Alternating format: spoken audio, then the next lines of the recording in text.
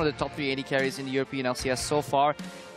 Mostly because he's shown constant progression. Just the entire H2K squad has not set stagnant. You know, compare them to the Unicorns where they go up and down, up and down. H2K is grinding a steady line forward. In addition to good macro play, they also have solid drafts that make sense. And let's see if they make another draft here that makes a lot of sense, Trevor. Well, let's talk about these bans. We saw Fnatic detouring from the standard, let's say, by banning out 3 supports.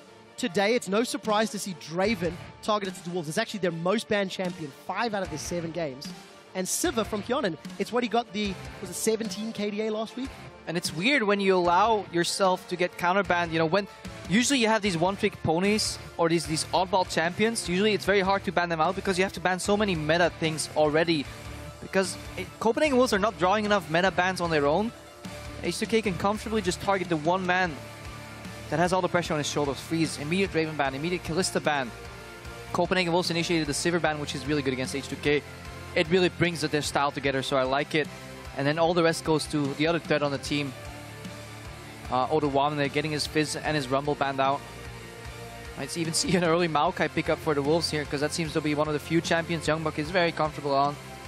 Both jungler's still up, so we can see a swap there. And H2K is saying, okay, Soren, you're most comfortable on this here. We're just going to take that away. We have 2 bans on Freeze here. Let's see how this plays out. We'll find out. What do Copenhagen Wolves prioritize? This is, of course, one of the big threats. You know, we touched on the whole Soaz and Huni comparison earlier. How teams ban Huni. They target ban Huni every game. Oh, we forgot about Ryze. I do this all the time. They've target banned Freeze. We'll see what he gets his hand on. Ryze is locked in. Yeah, I probably should have remembered that. -1 for you, Krepo. Alistar is open. Too. It's likely we see that dropped in the first one. I'm trying to run through the list now. Like, what else have we forgotten? Don't forget about the OPs. Remember the Alistar. Could be a solid pickup. However, Sing has proven to play other champions too. Definitely do that. It would also be his first Alistar of summer.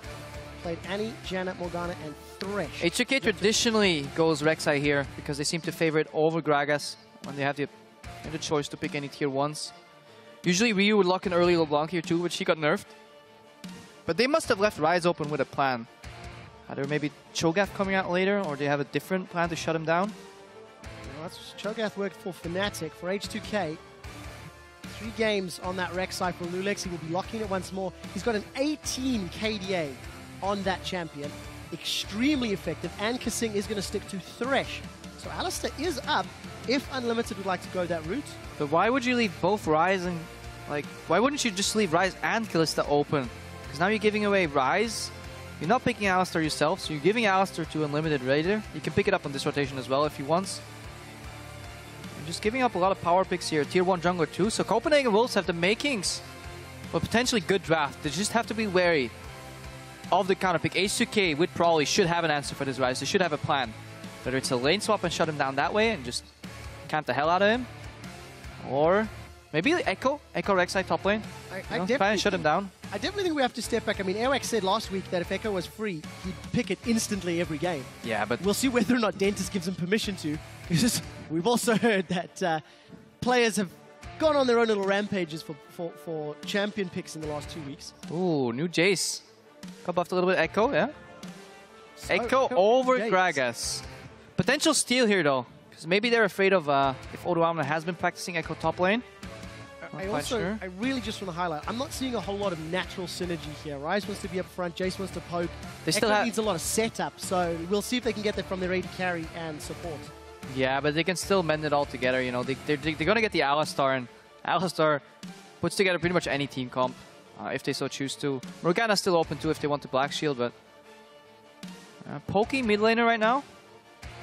And then you have the Echo to go in with Disruption. I still feel Gragas would have been a better pick with these 2 picks because you have more peel, more disengage. I have to highlight, unless H2K runs that Gragas top lane like Caboshot has, this will be the first game in the summer split that Gragas does not get picked or banned in 4 weeks of gameplay.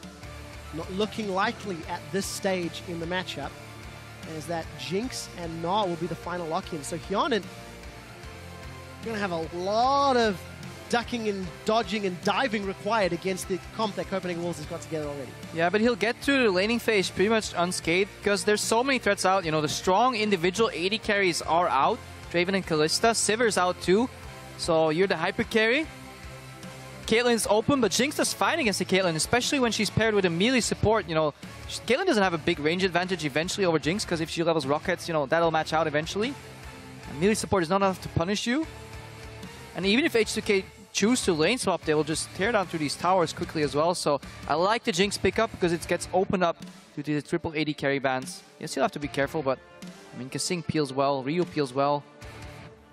But what is Ryu gonna go for eventually? We see a repeat Lulu, like he did last time. Well, we'll find out in a moment or two. You can imagine the amount of peel they've got from the other positions. It wouldn't be too surprising. Ryu's Lulu last week ended up playing almost like an assassin. He ended 8, 2, and 11. Yeah, because he got that quarter kill in mid lane and then walked in the tower and started taunting with his staff. 86% kill participation last week. I mean, fantastic performance. In my opinion, the best Lulu of the split. I think he wants to LeBlanc, but he's not quite sure if it's going to work. It's tricky to play into like Alistar and Ryze because one snare on your slow W gets you punished. So they're going back to a protected Jinx comp. This in the later stages, week 6, 7 of Spring Split, these got played a lot. A lot of these protected Jinx comps. And these are actually what H2K wants to do. Get slow and steady through the laning phase, group up for objectives, get the Jinx rolling eventually. However, they're facing an enormous late game threat on the Copenhagen Wolves. Ryze, Jace, and Caitlyn all scaled tremendously well into the late game. I'm so scared of Soaring getting ahead. If he gets those Jace accelerated power blasts down, gonna put the hurting onto H2K. It is 5-11, he has been tweaked. We'll touch on Jace in game, but H2K, it's all about getting Hyanon ahead and keeping him ahead. Yeah, but they can still shut down Youngbuck on the top lane too with the new Gnar if he gets rolling. We saw last game, Gnar traditionally was like this, you know, tanking member that just built armor and built a lot of HP and just became unkillable. But right now with the addition of the new Black Cleaver, we see a lot of damage potential coming out as well. If he gets the lead on Youngbuck and gets the camp from the Rek'Sai on the top lane, he can definitely snowball too and yet again became that triple threat with the utility from Ryu in the mid lane that we highlighted in the pregame. But finally, a good draft by the Copenhagen Wolves, and we've been waiting for this. Yeah, they did say, we heard that it was, of course, getting the coach back on stage is going to help out. We'll see if it's going to have any impact on their in-game decision-making. They are running Jace, they are running Echo, they are running Ryze. All of these things are going to require a little bit more setup and slightly smarter positioning. Hashtag CW win, hashtag H2K win. Will CW pick up their third win of the split, or will H2K go 6-1? Now, I wonder where Arax is going to put his priority, because I think that will decide a lot in this game. Because obviously the #1 priority for H2K is to get that Jinx ahead, get her rolling. We know where the crowd's allegiances lie, Crepo. So we know Weird way to spell Crepo, but we know where the focus lies for both of these respective teams. My eyes are definitely going to be on Lulex's Rek'Sai. Again, he's won all of the games that he's played. If memory serves, this is the 4th time in 7 games. Slightly lower kill participation, but a much improved KDA. Now I would want to see normal lanes with Lulex starting on the weak side, so he can go for the gank later. Oh, hang on. Freeze with an early... Oh, the hook! The death sentence connects! Kasing Kaching! He's got the flash, he's got the heal. Can he get the first blood? Boomerang Blade doesn't connect. Hyanon with the rocket. Flash forward. One more! Ooh. It's secured by Erdoğan. And Hyanon with the greedy flash doesn't secure. Oh. He gets knocked into Katawa. Kasing gets another one. Hyanon's going to get an assist. Just the one. And H2K are already in the lead. All right, that was a little funny, not gonna lie. But fantastic hook by Kasing. Predicts a flash almost, because I think he started casting that hook right as the flash came out. Beautiful follow-up. Copenhagen Wolves get a little lucky that they get Hjarn's flash for free at the end of it.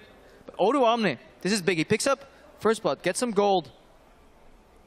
If he can shop, he can get item advantage on the Ryze, but yeah, I like the swap. Keep the Ryze down early. Gnar with an advantage already. Experience advantage, you know. Can keep his own. H2K initiating a swap and starting on their weak side, and this is good for them. They want to shut down Youngbuck right now, because he doesn't double jungle all that well. Gnar double jungle is a lot better. We'll see how they decide to handle themselves. I touched on first bloods last game, Crepo. H2K 6 first bloods in 7 games. Yeah, Unlimited was forced to start W as well. Like, no! Don't do that, Bob! And we've also got a highlight. That's Odo Wamne's third first blood picked up. You know, something that we keep looking at for H2K. We've always talked about how good they are between 10 and 20 minutes, but you never really realize how good they are in the laning phase. They actually hold. Oh, he's caught. He wanted the wolf. He didn't want Airwax. He wanted that juicy wolf, but Airwax throws himself into the hook. He knows Kasing is alone. Knows Ignite is down, so he's good. Well, manages to get away unscathed, but I wanted to just highlight really quickly. First blood there, 4-1 there. We said that already. 3 out of their 7 games. And just to finish up the point, at 10 minutes, H2K have the highest average gold lead at 800 gold. So in the summer split, they're actually getting ahead during the first 10 minutes better than anybody else. And it's not something I personally feel or expected when we took a look at the numbers. Yeah, they're just oh so consistent, because everybody was always, yeah, Fnatic, yeah, Origin, but right now H2K is up there, and with this victory, I think they can even jump over Origin to second place. Trail Fnatic by 1 loss only. And yeah, this matchup in the mid lane, not too much is going to happen here. You know, Pokey, sustain, lane push. Soren wants to scale, Rio wants to wave third. All the thing that matters is who pushes who in this matchup. But Youngbuck, he's on 3 CS right now. He's level 2. He's going to the Dragon. This is what H2K wants. They're fine with sacrificing a Dragon if they can keep Oruamne with an experience lead somehow. They want to get him ahead of Youngbuck. Seems to be working out thus far. H2K looks to be securing that tower in a moment or two. He did actually catch a glimpse there of Soren's Jace. He's gone Flash Cleanse. And I just want to highlight that rework Jace. The longer puts points into his ultimate, can get 6 ranks, some of his core spells. And TLDR has a lot more damage and poke at max rank in that accelerated shock blast combo. So I want to see how good his accuracy is. Yeah, he hits bigger spikes right now, the new Jace here. But that's for later. Let's look at what's happening right now. We see a different adaptation in the lane swap. Not the traditional mirrored 4v0 that we see. H2K take a tower and they trade it for a dragon. I don't like this freeze from Freeze either. Like, yes, he gets ahead in experience, but I don't feel he'll capitalize on that advantage. They bounced away for Oruamne. He's getting ahead of the Rise right now already. H2K, look at the gold already, because early I feel gold is more valuable than a dragon. Usually what ends up happening in his mirror 4v0 is you trade 1 tower for 1 tower and a dragon and an experience lead on the other side. But right now, trade a lot more in H2K's favor. Oruamne though. A little bit of miscommunication. Unlimited knocks Oruamne away. Should still be able to secure the kill. Red buff plus the phase dive means Airwax rather. Manages to pick that one up. Flame is lame. But Freeze is alone in the bot lane. Freeze is getting dope. Teleport comes up from Youngbuck. I think it is too late. Kasing's going to eat 2 tower shots. 1. Freeze is down. Yawnin gets out of turret range. Lulix is now tanking the turret up. Yawnin's looking for more. Lulix gets away. We did see Summoner Heal used. Yawnin! Beautiful juggle by H2K. They punish Freeze. He didn't have his flash up from the first blood. We go back to minute 1. He died. It's not minute 6 yet. Flash is still down. Youngbuck's like, hey, I'm Youngbuck, I'm helping. Teleports in, but too little, too late. And oh my god, this is brutal. So the average gold lead was 800 by 10 minutes. H2K are looking like they're going to get near a 3,000 gold lead at 6 minutes. They are 1 dragon down, which we'll talk about in a moment or two. Ryu's about to get jumped on. Parallel convergence. The batter swings, the batter hits, the batter stuns, and Unlimited's here to punish. Ryu goes down. He holds his flash, that's good. Ryu knew he was dead there the second he saw the parallel convergence pop up. We saw Svenskr do the exact same thing. There seems to be a pattern that jungle echoes do. So if you're watching, go to the race, throw down parallel convergence, wait 1 or 2 seconds, dash over, go for the stun. Try and punish. Good move by Copenhagen Wolves, but only down 2,000 gold right now. Ladies and gentlemen at home, if you're playing against a jungle echo and you're a mid lane, pay very close attention to that Wraith camp. 2 games in a row, we've seen it have an impact on how effective that dive is. And it's something that we're starting to learn as we begin to see more and more echo in the LCS in the hands of these players. Yeah, I love that gank path. Really, really efficient. But Kjarnan, hyper carry, 2-0-1, comfortable 37 CS. Doesn't lose his tower, prime position. And things are looking good because the gold's on the right people here. H2K, the only thing you could fault them for last week was potentially Oruamne overextending a little bit here and there. Happened again, but H2K always take something on the other side of the map. If you punish one side, they'll punish you on the other. You have got to be kidding me! Kasing catches Freeze! He's going to 90 caliber net away, but they're going to set their sights on a limit. Sniped! Seeking the prey! Snagging the kill! H2K with their 4th kill of the game. And this is why Kasing says, no thank you, I don't need that tier 1 support on Alistar. Get me Thresh, I will land the hooks, I will do the job. Yeah, we talked about the scaling from the Copenhagen Wolves, but scaling into the mid-game, 3,000 gold down before 10 minutes. Tricky. Scary place to be. And if Kasing keeps landing those death sentences, well, that's game over already. But H2K, they still need to press this one home. Ryu gets his hands on that blue buff. And let's also take a look at the CS between Youngbuck and Odawamne. Odawamne seems to have a little bit of control. Level 6 v level 4 and 20 CS lead. Yeah, but look at Freeze. We said he was the threat for Copenhagen Wolves. He was the one man that had to carry. Boots, double Dorans, 2 deaths. Flashes up, but he's afraid to go close to that lane in the bottom. Meanwhile, in the mid lane, this is what a lot of teams usually don't do. When they're freezing and they're playing passive, they lack the wave clear in mid, but H2K foresaw this. They have wave clear, so there's no pressure in the mid lane. Odawamne has some wards, he's relatively safe in the top lane. She doesn't have too many wards, but even if he dies, he doesn't lose much, because he's pushing, so there's no way for the Wolves to punish H2K right now, even if they get a pick off. Meanwhile, they're growing and growing that gold lead. Freeze, he's jungling right now, he can't even touch the CS. And then once eventually that waves in the bottom stacks up, that wave in the top stacks up, they can move to mid, see if they can pressure the Jace. So Odawamne caught between an Unlimited at level 3 and a Youngbuck at level 5. And then you're able to make anything from that. Yeah, they want to dive mid now. You see that accelerated shock blast coming up from Soren. It hurts already. Here's Ulex. Ulex coming in. Flash very early. Respect from Soren. H2K now setting their sights on the tower. Look at Echo. He's sitting in the Wraith He's camp. not clearing the wave either. He's trying to poke Yarnan. Parallel convergence comes out. Airwax is going to phase dive in. He's going to not really get the shield up. Chrono breaks back to the jungle for safety. Yarnan with the rest of H2K putting a lot of damage on the tower. Not going to be able to pick it up just yet. I really feel Copenhagen Wolves should prioritize wave clear over poke here. It was about 60% of that tower. Good opening from Airwax, but this time H2K learned. Very good adaptive team. Don't usually fall for the same trick twice. Conversions comes out and Ryu just sidesteps right outside of it, doesn't get stunned, and then tries to get out. Well, we'll see how well they handle themselves. Airwax now being invaded on. Kasing holds the trigger finger. But look at the numbers. Copenhagen Wolves seem to actually have H2K surrounded.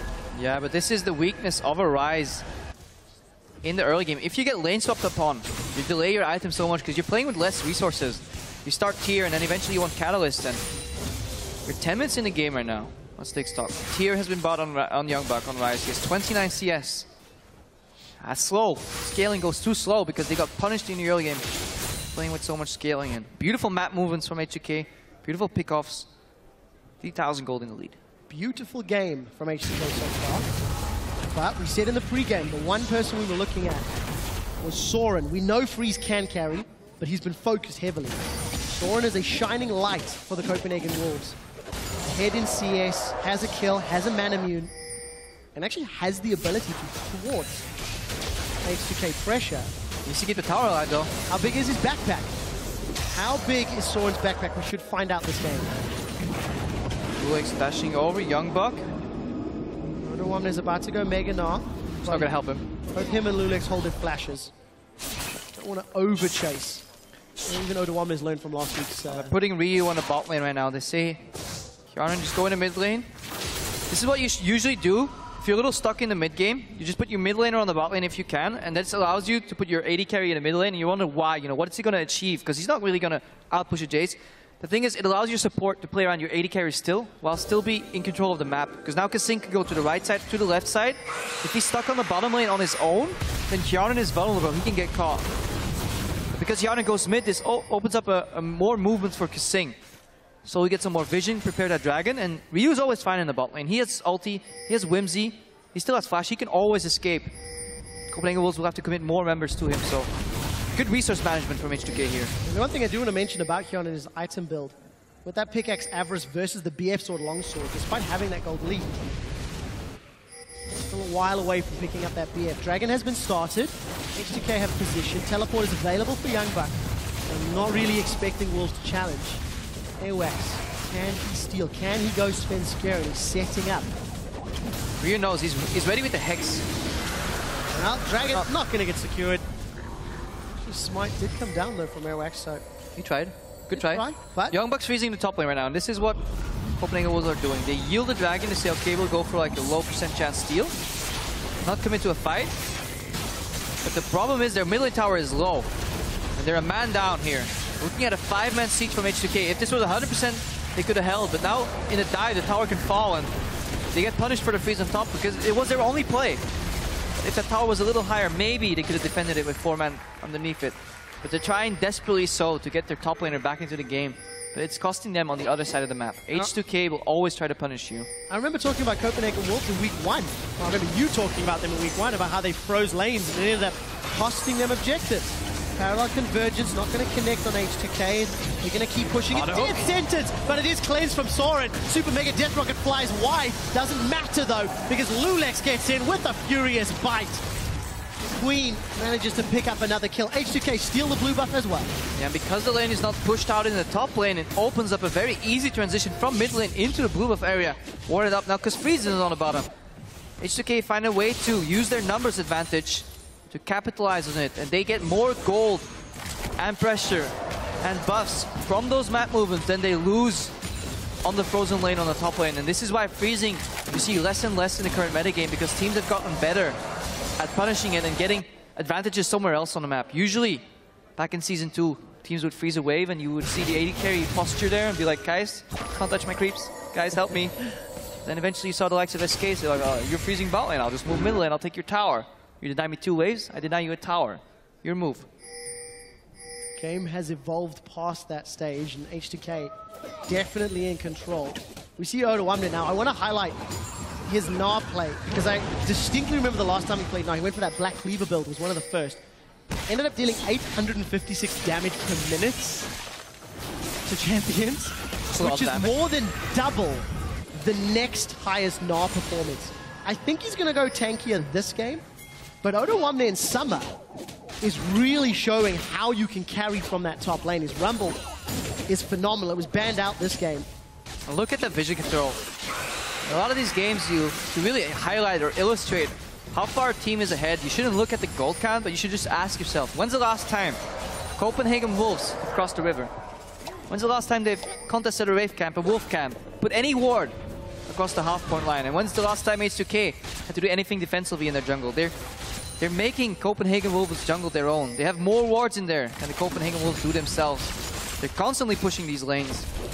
They're in complete control of the game. Well, pressing home that advantage. 15 minutes down, 5,000 gold in the lead. Kian 2-0-3. And closer and closer to that Infinity Edge. Just really good performances. Limited really didn't like that anyway. Nope. But we do see H2K there. He actually picked up that pickaxe, so gonna head himself towards that frozen mallet. Maybe we will see a Black Cleaver next. I certainly hope so. He can, yes. But I don't think he's gonna outdamage Jan in this game. At this point, he can do whatever he wants. He can, take the frog and maybe approach, close his eyes, throw a dart at the item board and say, okay, I'm building this, because he's such a big lead right now. And meanwhile, Youngbuck on Rise, he's still scaling. He's still working towards that Rod of Ages. Just bought the blasting one. His next phase likely to go 2 or 3 minutes from now. That's going to be like an 18 or 19 minute Rod of Ages. Spikes at 29 minutes. The game might be over by then. Well, if H2K have anything to do with it, it certainly will be. You see H2K just keeping the pressure on multiple lanes. H2K has gone back top. Does not have teleport. Another 25% of its cooldown, whereas Youngbuck does. But look at the support from H2K roaming up top too. And you see H2K, they're not too fussed. They don't want to overcommit on these tier 2 towers. As I say, that Lulex might get caught. Well, we'll see. He's managed to make his way out with the tunnel. H2K got rooted in place. Youngbuck's trying to run him down. Look at bot though, numbers advantage there. They don't want to overcommit because they're fine whittling down chip by chip on these towers and eventually just taking the entire jungle. Deny them the wolves, deny them the wraiths. Or the raptors, they're called now. Tower number 4. Youngbuck's gonna teleport in. Flame Chompers comes out. Zap. Zap's gonna connect. Flash! Reply flash! Kasing has been denied for the first time this game, I feel. But opens up the catwalk out of there and then mid push, top push. You just use your teleport resource to only end up flashing out. Desperate move. Copenhagen Wolves in good punish. They lose a little more of their top tower right now. Desperate times call for desperate measures. This is going to turn into a 2v1. Ewax, his support's coming, but it's going to be late. A little bit too much, though. Up under the wall. Lulex is going to be putting the damage down, spinning and winning, but he's dashing away. Got a tunnel out to safety. H2K is burned through the Mega Gnar. Does have flash available. Boomerang goes out. Ewax forced to chrono break to safety. Ignite, and some more damage will pop that Hex shield. Gonna see a rocket. Did need to flash. Johnny. Is it going to hit? Is it going to hit? Is it going to hit? Even if it does, oh yeah. Smiley face. Still I expected more. Still counts. Still counts. Wow. Always disappointed, Crepo. Hey man, I want the highlight reel. So does Yonin. That's why he fired the shot. But yeah, again, pressuring on all fronts, and this reminds you of what SK was trying to do earlier, you know? Pressure on all fronts. If the enemy commits to punish you in one, you just back off and you start pushing on the other. Split push to its finest here. H2K, they don't care that the towers are falling slow because they're continuously denying resources, continuously putting deep vision. They're in full control of the game and they have full information. H2K is a team that plays well with information. They usually don't get caught out if they see the enemy coming, and they make calculated moves. And it's showing why they're currently second place in the LCS. They win this game, they will go 6-1. And it's going to set them up with the match against Fnatic to challenge for first. And I want to quickly quote what Lulex said right at the top of the show. At the end of that Fnatic vs Origin hype video. They still have to face H2K. Correct. Great Lulex impersonation. As with the help of John Kasing, they get their second dragon. I love Lulex as a personality. There's a bit of a trolly approach, but if you get to know him well, he's a really funny guy. So I hope to see more of him in these interviews. Because he's always in the shadow. He didn't have the most stellar performances in spring, but he does what is needed from his team. Shadows his lanes, puts them ahead. He's like a rain over light, to an extent. Rain over light. For the time being, 2-0-2 is helping H2K hold this lead. We're getting closer to 20 minutes. That gold lead and that control that we come to expect from H2K is definitely in play. And they can just keep doing this for the next 4 or 5 minutes. 1-3-1 non-stop. And then take down a dragon. Because they're always, every time they back off, they leave the wolves in darkness. Look at how the wolves have to fight for vision control around their red buff, you know, around their 2-2 towers. Eventually, they peel off, take a dragon. Eventually, later, they peel off, take a baron. And then they start taking down these towers. Slow and steady wins the race. Slow and steady eventually takes the base. The wolves cannot handle the amount of pressure that's being applied. Eventually that top tower falls. That's the 4th tower. Copenhagen Wolves yet to apply pressure on the H2K outer ring. It's so frustrating to play against this style because you're constantly fighting for small advantages on your side of the map. And played against teams that are really adept at split push, and you just get punished for being behind in the early game. You can't knock Kjarnan out of that lantern. Every time you move a couple of your people to one lane, just back off, go in on the other one. Tower falls. They're never alone. Every time we see them putting pressure, there's always somebody else filtering into the lane from the jungle. Because of the deep vision, it allows them to rotate in very efficient paths. They can almost get between towers quicker than the Copenhagen Wolves can, because they have to be afraid of entering their own jungle, so they have to take the safe path, go by their base, try and predict where H2K is going, and then eventually the hook connects. Predict the hook, and once more Kasing. Oh, look at that poke though. Last Whisper Brutalizer when the Shock Blast hits. If however, the game was even, there you go. It would have been big, but that's what, 1 Shock Blast in 6 minutes? Ooh. Seeing with the calculations there. He held strong. I'm not sure I would have if a Jason port A throws a Shock Blast, exactly D's velocity. Will I finish my base? Yes. Mega Gnar coming in. Focusing, go. He find anything. Does land the house. Soren's going to at least get some distance. Mega Gnar slowly timing out. Well, thanks. It doesn't matter though. Just want to zone them out, get a free dragon here. 3 dragons to 1 again. And this will facilitate what they're doing even more. 5% extra movement speed. Definitely go easy. Minute 2 before it spawns though, Crepo. Mistook it for Baron. My bad. Talking about Baron, with the amount of control H2K have, at any point, they may be able to stop playing the Baron bait game.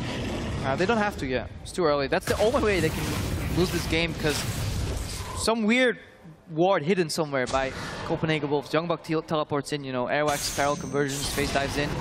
You know, suddenly you lose a couple of kills, you lose the Baron. That's the only way you really lose control of the game. Because if you're constantly pushing, even if you die, you put Copenhagen Wolves in a position where they're so far away from an objective. And usually what you want is you want to get a kill and translate that into an objective. And if you push them into their base, you can lose 2 or 3 members on your team. By the time Copenhagen Wolves have pushed towards your tower, you've already respawned. That's why it's so hard to come back from an efficiently played 1-3-1. You see Copenhagen Wolves clearing out the vision around Baron. Lulex is coming in with that Void Rush, lands a Prey Seeker, and Airwax is actually looking for a fight. Teleport's not available for O2 there. It was used in that failing game previously, and Ryu's not with the team. It doesn't have to be. Copenhagen Wolves feel like they've got a little bit of play. Because there's no hard engage on the Copenhagen Wolves side. Parallel convergence face dive is very telegraphed if you see it, if you see Echo coming, and then obviously Alistar Flash Pulverize combo, yes, it can connect, but with enough vision, it's impossible for the Wolves to engage straight up. They need a flank, and obviously we'll never get flanked as H2K if you have this amount of vision control. See, Rio brings his ward. He's knocking on the inhibitor right now. H2K do the same thing, and even if they die right here, there's no counter objective from Copenhagen Wolves. So let's see what Airwax can do. Gyanen's taking the turret aggro, actually. That's a big critical hit onto Airwax. We didn't see the shock blast connecting though onto Gyanen. Tower is down to 20%. Kasing, Death Sentence is not going to connect, but he's going to follow through. He's going to flay Sora, and the box connects as well. Unlimited going to have to pop that Unbreakable Will as Lulex gets knocked backwards. The Super Mega Death Rocket gets one more, and Kasing connects with another Death Sentence. Gyanen with a double kill turns onto Freeze as Ryu's got his first one of the game. O2 there, he wants to join the kill party. 4 members of the Wolves are down, and H2K set their sights at the inhibitor turrets. And eventually they spring the trap. Ryu from the left, O2 from the right. They take down everybody on Copenhagen Wolves' side except for Aerox maybe. And they take down the mid tower, take down the mid inhibitor. Look at the goal lead right now. 12,000. Systematic destruction. Let's watch that again. Look what Kasing does. He says, alright, eventually I'm gonna hit a minion, I believe. This is later. No, this is... No, he gets Airwax initially. Okay, then he plays Airwax. We're not overcommitting because we know Airwax can go back in time. Now Kasing, he's gonna hit that hook on the minion, and then Soren says, okay, you missed me. Kasing says, no, I'm gonna play you in, box you, force your flash. And Soren has to be on the defensive. And this is enough Zol for Yarn. He can continuously auto-attack in this fight. Nobody is threatening Yarn at all, and if he does, Ryu still has his ultimate. He could take down his tower, but they don't even care because O2 is tanking it eventually. Good turret management right here as well, and such a calculated play by H2K, and nobody's threatening the Jinx in a Jinx like hyper carry composition, and then yeah, things are looking dire. How can they? Youngbuck at the moment, 40 CS down. His Rod of Ages has only got 6 stacks at 25 Just minutes. a couple more minutes, guys. You know, despite the power that Soren has, you just don't see it. Copenhagen Wolves are being pulled in so many angles, in so many ways. They simply can't. Look at this, H2K. They're in the Baron pit. They've got Supers middle. Look at the vision, though. O2 on Dragon. This is so safe. Yeah, look at the amount of brushes that the Wolves will have to face check to even get to the Baron. And then what? Just die. They're very reminiscent of the game they played against Gambit last week. There was just no comeback potential, no catch-up. Slowly just getting pushed in to a very weak early game. And I think a lot of praise goes to Kasing. Opening hook on Freeze, got the first blood. Then Freeze finds himself alone in the bottom lane. Another straight up connected hook because Kasing timed the flash. He knew there was no flash on Freeze. Youngbuck comes in trying to defend. Good turret juggling, dies again. So ever since, H2K in a big lead. Airwax now. Down! Gonna need a couple of ultimates to dash back in time. Lulex takes him out. So while that was going on, we did see a tower. Oh, he's cancelling the bases. He's this going is big. to cancel the bases. H2K now on the top inhibitor turret. Gyanen with a 3-man Mega Death Rocket. They get him. Youngbuck eats a hook once more. Kasing. He's put on the aimbot for this battle. And he set his sights on the Nexus turret. O2 there. He's teleported in 26.5 minutes. Unlimited pops the Unbreakable Will. Kasing is getting chunked out by the acceleration blast, but it's not going to be enough. Unbreakable Will wears out. O2 there. Kasing and Lulex run him down. Gyanen gets the kill with the help of Ryu. It's not about the KDA. It's about the message. And with this victory, H2K will be holding on to 2nd place in the summer split. They set themselves up with a match of the week battle against Fnatic next week. And what a phenomenal performance from H2K from start to finish. Karen said it. Casino. Every time, if you ask him, why are you performing so well? What changed with H2K? Casino. And it seems to work. Forgiven rated him #1 carry by Hyar. And it's showing. H2K comfortable building a composition around him in the Jinx. But at the same time, usually when you see this 180 carry, you know, hyper carry composition, all the attention goes towards that, but it doesn't, because even though Ryu plays utility, he provides what he has to do. You know, he goes to the bot lane, he split pushes, and then in the times he still in the mid fights, he still provides that utility. Oruamne, he's the tank, he's the peel, but he gets so far ahead that he can build Frozen Mallet, Maw of Malmortius, offensive Gnar, more pressure, and eventually you can't even touch the Jinx in fights because you can't deal with the protection. No Black Cleaver today for Oruamne, but he simply did not need it. Copenhagen Wolves, some broken looks on their faces, but Broly's a very happy man. His team performing exceptionally. The thing is, that first blood and that death sentence very early on just accelerated the game, and H2K played around so well. I feel though, even without it, the way they were moving between lanes, it just made it easier. I think that the crucial point was just a lane swap. They managed to shut down Youngbuck. And we saw this adaptation from the Wolves where they decided to freeze the bottom lane and get freeze ahead, but same time Youngbuck, usually when you go 4v0, you speed up the lane swap process, and eventually around 40 CS on your AD carries, the game stabilizes and your top laners match against each other. And Youngbuck can get back into the game, but the way this early lane swap played out, they got a tower on the side of H2K. Yeah, the Wolves got a dragon, but who cares? You know, you get that tower, you get that aggressive control. You know, the one they got the wave bounced, he even got ganked, he got punished. Still stayed ahead of Youngbuck the entire game. Then Freeze finds himself alone in the bottom lane. Yeah, teleport comes in too late, 2 kills on Kjarn, and tower goes down, and then yeah, the game was pretty much over. You can't afford to do that against a team like H2K. No, definitely not. And such a good game. So with Origin losing earlier today, with H2K winning, we have a very clear 1, 2, 3 in the standings. And #2 will face #1 next week in our game of the week. Fnatic versus H2K. I'm spoiling it for everyone, but I don't even care. Because that is going to be a great matchup. But it's a very different clash of styles. Fnatic maybe a little more aggressive, H2K maybe a little more calculated. We'll talk more about that a little later. We do have to get side stage for an interview with H2K's Lulex.